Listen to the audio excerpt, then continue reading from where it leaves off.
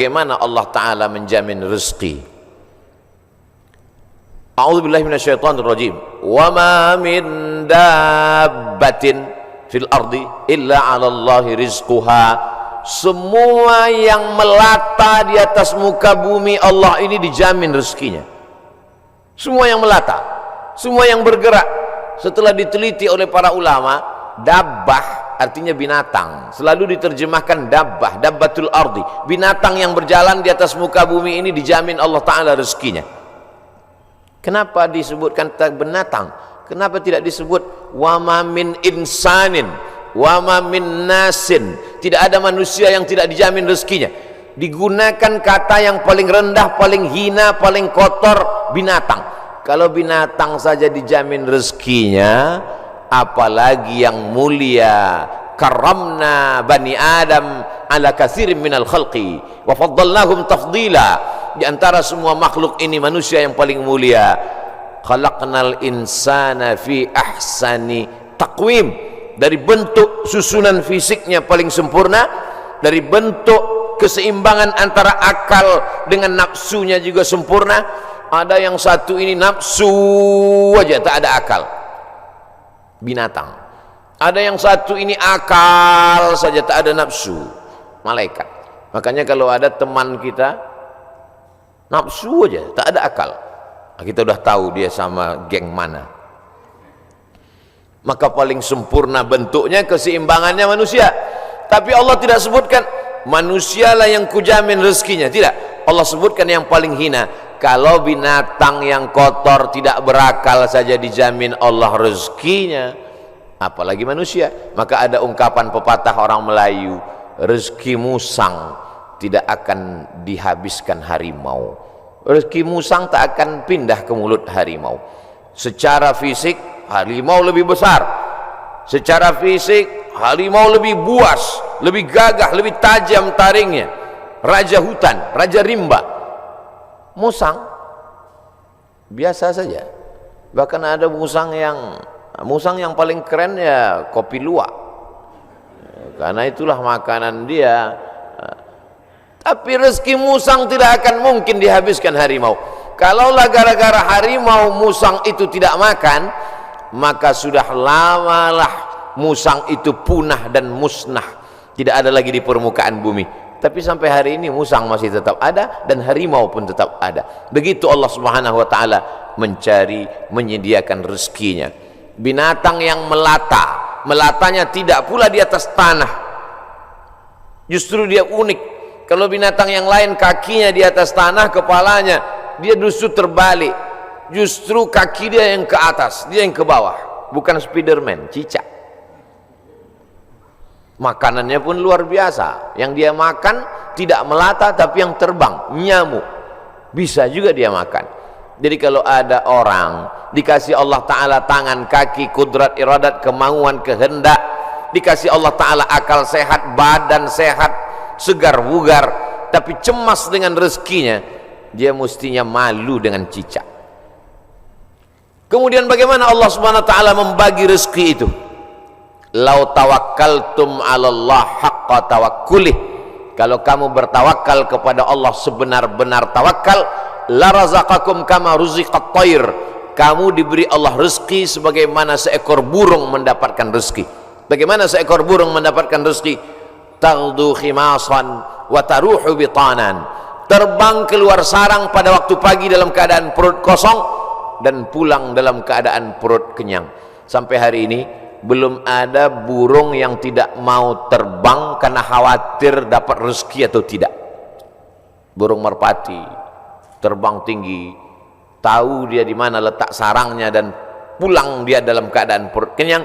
Padahal yang diberikan Allah kepada dia cuma dua, paruh dengan cakar kakinya. Dengan dua itu bisa dia makan. Uniknya burung-burung ini adalah makanannya berada di dalam air, dia di atas udara, lalu kemudian dia hanya sebentar saja memantau, masuk dia ke dalam dan bisa diangkat kembali. Kalau tidak percaya pada isi ceramah saya ini, sering-sering nonton film yang isinya binatang aja, tentang flora dan fauna, tentang hewan, tentang burung. Aneh dan uniknya yang menyuruh kita untuk mempelajari binatang hewan ini adalah Allah SWT.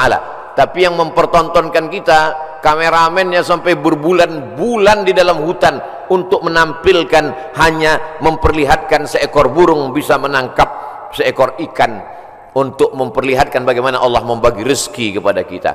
Sesungguhnya di balik konten yang luar biasa ada kameramen yang sangat tersiksa. Jadi besar sekali jasa kameramen. Jadi nanti kalau beberapa hari ini akan keluar gambar Abdul Somad ceramah di Masjid Sunda Kelapa sedang begini-begini, itu kameramennya luar biasa. Ini kameramen insyaallah masuk surga sama kamera-kameranya sekalian.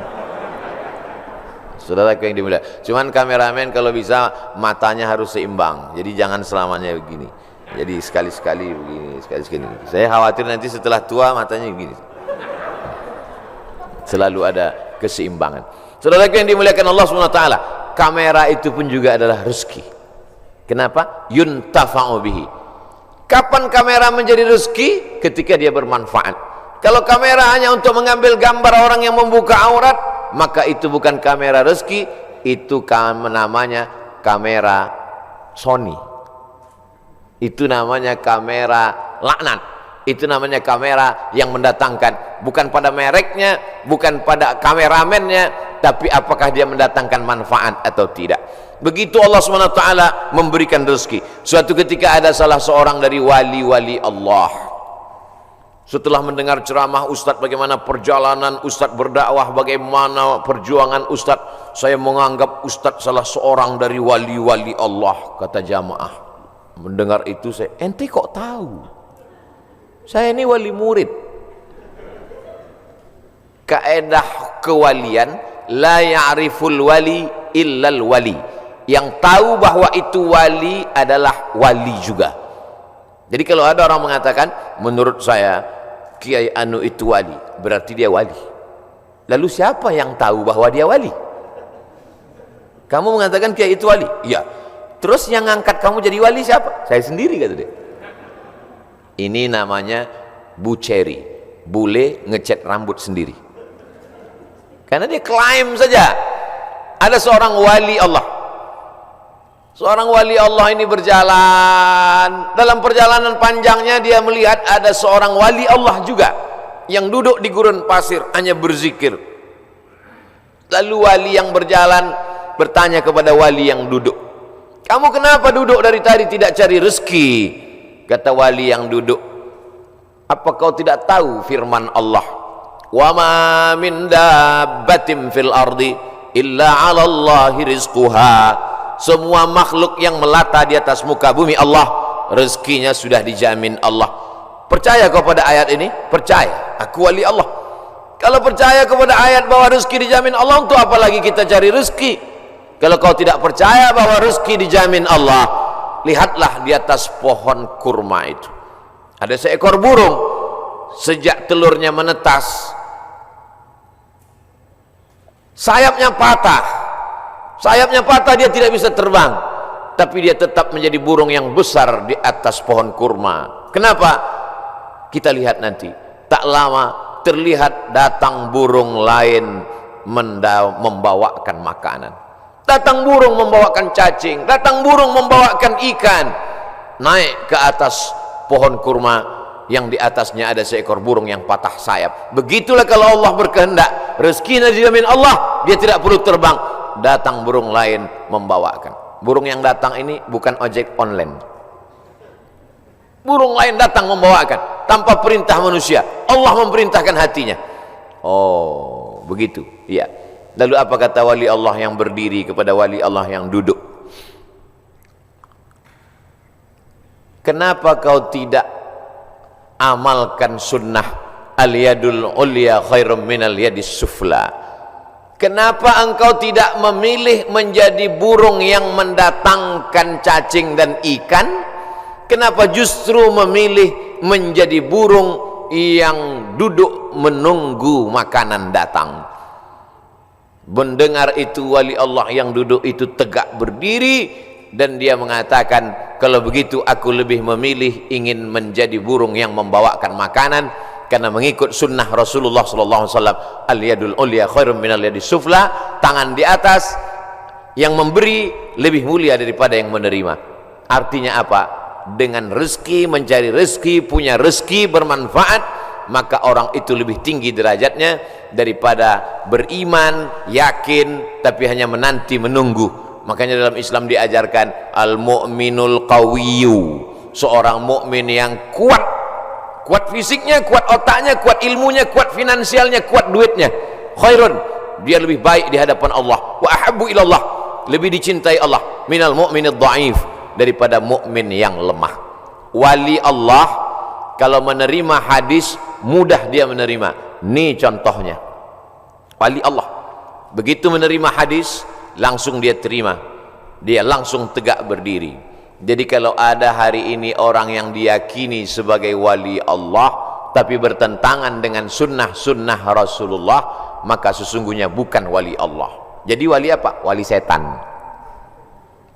Suatu ketika ada seorang wali Allah membawa murid-muridnya untuk menemui seseorang yang dikatakan wali Allah. Diceritakan dalam kitab Ar-Risalah Al-Qushairiyah, Imam Abul Qasim Al-Qushairi. Murid-murid, kita mau ketemu dengan seorang wali Allah. Di mana Tuan Guru? Di masjid. Dia tidak pernah keluar masjid, dia dalam masjid. Ya, sampai di dalam masjid bertemu dengan wali Allah, bersalaman. Tiba-tiba orang yang dikatakan wali Allah itu, maaf, meludah dalam masjid. Lalu kemudian saat itu juga sang guru berkata, mari kita tinggalkan orang ini bukan wali Allah. Kenapa Tuan Guru? Dia banyak karamahnya, dia mulia. Karena dia meludah dalam masjid. Perbuatannya bertentangan dengan syariat, bertentangan dengan sunnah Rasulullah SAW. Karena bumi yang paling mulia adalah masjid, meludah dalam masjid adalah menghinakan masjid, maka perbuatannya sudah menjatuhkan kedudukan dirinya di hadapan Allah karena bertentangan dengan sunnah Rasulullah sallallahu alaihi wasallam. Jadi mudah saja standar hidup ini, ikuti saja sesuai dengan ketentuan yang dibawa oleh syariat Nabi Muhammad sallallahu alaihi wasallam, termasuk dalam hal mencari rezeki ini.